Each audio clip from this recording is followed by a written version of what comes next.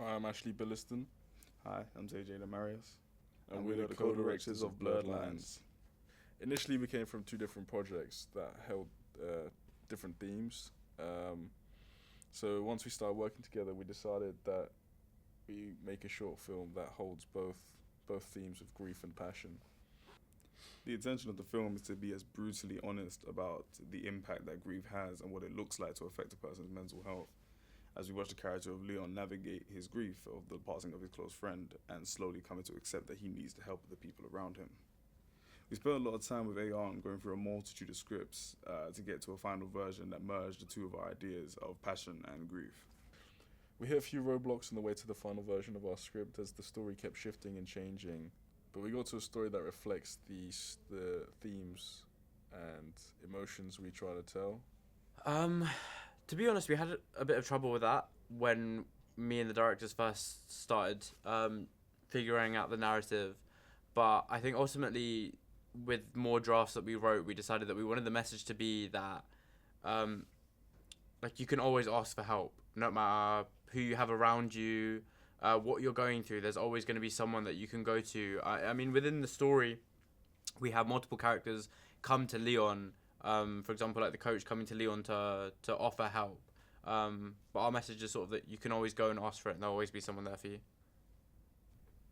When Bloodlines first started, obviously being two groups that merged together, I would very openly say that we had a slower start than what we initially wanted. But creating the schedule essentially just meant keeping on top of everybody in the team. Like, being a producer allows me to be involved in all the departments. And working with Ash, TJ and Ayan in the very beginning and watching them develop the script, like, instantly gave me confidence that we were going to be on top of it from the get-go. So we spent a lot of time working with our DOP Michael, drawing inspiration from films like I Am Legend and Bleed for This that take a lot of central focus around the ideas of isolation and characters dealing with their own mental battles. Most of the time, me, Ash, and TJ would go through the entire scene and take into account the landscape of each location, as well as what type of message we were trying to convey through each shot. And then once we decided that, we then adapt it into like a nice short list. With a mix of wide shots to establish Leon's separation and close-up moments to highlight Leon's internal struggle, we aim to create a visual language that takes a deep dive on different aspects of traumatic grief. So obviously initially when I got the Bloodline script, I worked closely with Ayan to see the overall vision that we would need for our set design. So obviously there were very big themes of grief, some depression, loss, and so I knew that it was going to be very important to translate that into our set design, especially for Leon within both his costume and his surrounding areas within the house. And yeah, just reading through the script, it really helped me gain an understanding of what the overall vision will be for set design. So Lucy and I had a lot of discussions with Michael and the directors about like how we wanted the like set design to look, and making sure that everything sort of aligned to each of our ideas. Me and Izzy, we made sure to create mood boards for how we would see the Bloodlines world, and we would want to compare it to theirs to see that our visions did align, and thankfully they did, and we were able to execute that within the real world. So yeah, a lot of mood boards were created. We had to think about colour schemes, we had to think about patterns, we had to think about everything that would kind of just be within the world, both within the boxing gym and Leon's house, and even in our cityscapes. Bloodline's biggest production problem was definitely our locations and pretty much every location that we have in the film. So for example, Heart of Portsmouth Academy, we got permission, we're there, we're filming, but the issue with sound specifically, because they have a lot of classes on in the background, they have like a lot of separate rooms, so we could have been in one of the rooms and we can hear audio coming from the other one. They have like a big alarm sounding, and you can hear, as Roberto said, like punching audio, and so sometimes it got a little bit difficult when we were filming in the gym. So that's why it came down to having a really technical and tight schedule in order to get everything sorted. I had a couple of problems in the surrounding area when it came to sound. therefore, I made sure that we utilised those issues with wild tracks, Atmos, and Foley to kind of overcome this issue. During production, there were a couple issues with equipment. For example, for a majority of the shoot, we weren't able to have like an easy rig, which made shooting quite physically taxing on me. However, I really appreciate the support I received from my crewmates. They kept me motivated when it came to doing my shots. Shout out my camera crew. With such a large crew, there's often a lot of feedback, which is great, but it essentially means that I have to listen to all this feedback and apply it. So I essentially edit, feedback, edit, repeat. We have editing sessions together as a team. We watch rough cuts and then we all apply it together to see the best story in the timeline at the end of the day. When it was established that me and TJ would be co-directing, we had various meetings with each other about how the production will, how we want the production to go, and making sure that our ideas for the film are one with each other, that we're on the same page, and symbiosis. Yeah, and in my opinion, I think it worked out despite the backlash. Spending a lot of time in those meetings, kind of just understanding our own internal visions and finding a way to mix the two of them together, not losing anybody's creative integrity. We actually managed to create a story that I feel was a hell of a lot stronger than what we actually began with. And if anything, the co-directing just made Bloodlines so much stronger, so much more impactful than what it would originally have been without the two of us working together. I think my favourite part of working on Bloodlines actually comes from being the producer. I mean, producing is something that I am looking to go into in my career in the film industry, but being a producer on this fiction film allowed me to kind of delve into each department. So I got to go and work with Izzy and Lucy and look at how they wanted to make sure that the film was sustainable and that we kept within our budget.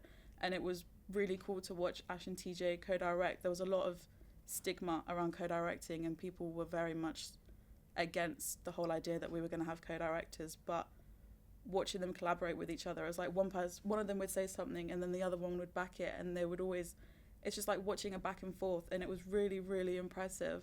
And I'm proud of everybody on the team, so definitely being a producer and getting to be involved within each department is 100% been my favourite part of working on this project. I think my favorite part was meeting the cast, but also the meet scene, because it was super collaborative and a lot of like hands-on work.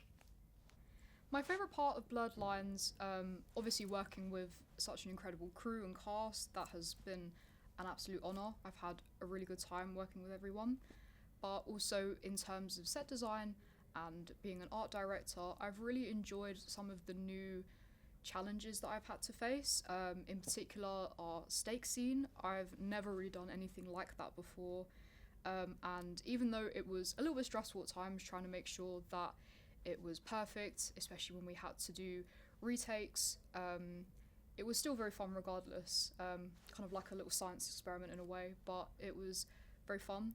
And just dressing the set in general has been really fun, making sure that everything looked good and that was all in the right places. To me that was very important, but also a good enjoyment. So yeah. My favourite part of this project was definitely us bonding together during film week. It was quite a high pressure environment, but it helped us grow together as a team and learn lots about each other. And of course we got a lot of great footage out of it, and editing it together and watching it come alive has been really rewarding. Favorite part would probably be seeing Josh, our actors, acting like on screen for the first time, because seeing like the words translated to screen with like an impeccable actor, it was really fun to watch. My favourite part of the project was shooting inside the Witcher shop. Being able to be in a live environment like that really helped me to get into the mindset of the actual scene itself. My favourite part of the project was probably shoot day one. We had finished shooting what was planned for that day, and we had quite some time left. So I went to Eden and I was like, can we try the one take? I went to Mike. I was like, are you on doing the one take? I went to Josh. I said, would you be on trying to do the one take? And they were like, you know what, let's get it, let's go. And I was like, sweet. And yeah, I found it was my favorite part because we had to navigate ourselves around the room whilst not destroying the set, because Josh had to interact with the parts of the set, and we had to move around with that, make sure we're not caught in the reflection. So it was a fun day, because we had so much troubleshooting in the one take alone with, like, as I said, reflections and stuff. Mm-mm. But I think it turned out really great. I think my favorite part about any film working on it is watching all of the preparation in pre-production come to life during production, and then in post-production getting to see it really finished and alive. Seeing all of the set plans, the costumes, the camera angles that we prepared weeks in advance actually being shot and then cut together in the edit it's a thing that you can't really describe, honestly. I just hope that an audience that may be going through something or anything at all is able to relate and just know that there's people out there that can help them, no matter what they're going through. Because this film touches on men's mental health quite a bit, I hope that it helps people maybe identify with the struggles, and from then, if they need to find help, or if either way, if they're on Coach's standpoint or Leon's standpoint, they know that no one's out to get you, and I feel like someone's always there to listen. So I hope that's something that is taken from that film, from our film. Yeah. I think it's easy to say that mental health is hard, but with the film we aim to really show that, really push that message forward, understanding that the battle itself is difficult, but you never have to deal with that alone. You never have to struggle by yourself. You never have to deal with it all quietly. There's people around you that care. There's people out there that want to listen, that want to help you through whatever it is that you're dealing with. And I think at the end of the day, the main thing to take away from the film is that it's never the end. You know what I mean? There's always a brighter side. You know what I'm saying? We are too scared to open up, because we're guys. I feel like that's what we're afraid of, because it shows too much emotions, which shows weakness, which is not. Everyone goes through a phase in their life where it's like we suffer and we are afraid to speak out. That's why we always go through bad issues in our life. But our film just shows, don't be afraid. Speak to the closest friend, family, or whoever's near you to support you, and they'll be there for you whenever you need it. So I hope the audience understands that during the passing of someone close to you, isolation is not and will never be the right answer. The only way to get through things like this is to have people around you that really care about you and understand you. A lot of the times we might overthink things, or we might replay things inside our head, and we may even change the narrative of what actually even happened in the first place. That's why it's important to have other people around you to set you straight and to listen to you as well. So I hope that the audience can take that with them, and if anything that happens to them, God forbid, they are able to, or that they're just able to get through it.